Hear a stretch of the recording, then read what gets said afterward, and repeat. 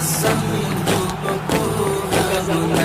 عسكري تربيات حركات برابر يلخ كرد عمر يلخ كرد عمر نزراني مصاني دائمان جوهر عسكري تربيات حركات برابر يلخ كرد عمر يلخ كرد.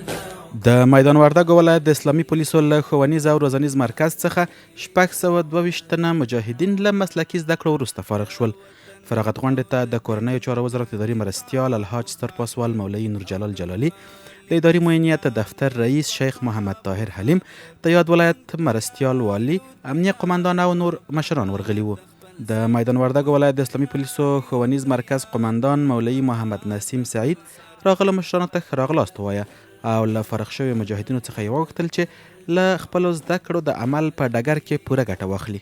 ورونو دویمه خبره هغو محصلینو ته کومه چې له دې نه فارغېږي، انشاءالله زموږ محترم استادانو ډېرې ستړیاوې تکلیفونه ورسره تېر کړل.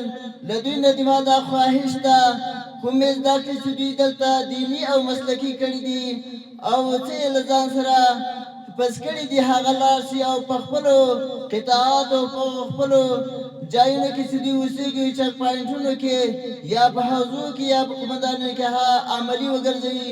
داسې نه چې دلته څه زده کړي په دوی باندې مصارف وشي او هلته لاړ شي بیا دا زده کړې هېرې کړي او هغه څه چې دلته زده کړي دي هغه پرېږدي. له ټولو مې دا خواهش ده چې هغه هلته عملي وګرځوي او په ځان باندې عملي کړي او وطنوالو ته ښه خدمت وکړي، داسې خدمت وکړي چې د اسلامي امارت ښه نمایندګي وکړي.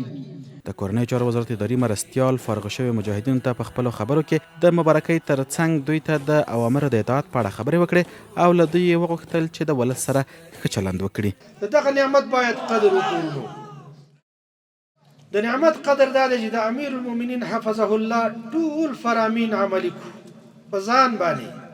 پولیس خو کار دا دی د قانون حفاظت کوي، د ملت خدمت کوي او دا ډیر لوی خدمت دی. دا ډیره داسې یو وظیفه او واجبه ده چې په خپل ذات کې ډیره محترم او ډیره غټه ده.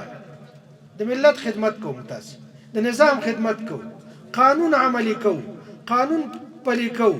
نو د امیر المؤمنین حفظه الله فرامین ځان سره د یو ضابطي د یو سپاري په شکل باندې کوي، یو یې ګوري وخت باندې عملی کوي په ځان باندې هم په ملت باندې هم. ځکه الله رب العالمین فرمای اطیعوا الله و اطیعوا الرسول و اولی الامر منکم. د الله رب العالمین اطاعت وکړي، د الله د رسول اطاعت وکړي، د اولی الامر. بیا داسې اولی الامر الله رب العالمین موږ تاسو ته راکړي دي چې په دنیا کې مثال نشته دی. اوس تاسو په دې دنیا کې سترګې وګرځوئ ټول الحمدلله دغه میډیا سره واقف خلک نشته دی، هیڅ مثال نظیر نشته دی. وروسته فارغ شویو مجاهدینو خپل زده کړې نندارې ته کېښودې. د وطن او د دین د دفاع په خاطر او د ښکلي اسلام د بقا په خاطر مونږ تیار یو تیار په بها د خپل سر، مونږ تیار یو تیار په بها د خپل سر. واړه ژمن یو وفا په وعدو کوو مونږ، د ولس خدمتونه له زړو کوو مونږ. لاروي یو د حق د کاروان او لښکر لاروي. د غونډې په پای کې په فارغ شویو منصوبینو د فراغت سندونه وویشل شول. د افغانستان اسلامي امارت لپاره د سر په بیه خدمت کوو.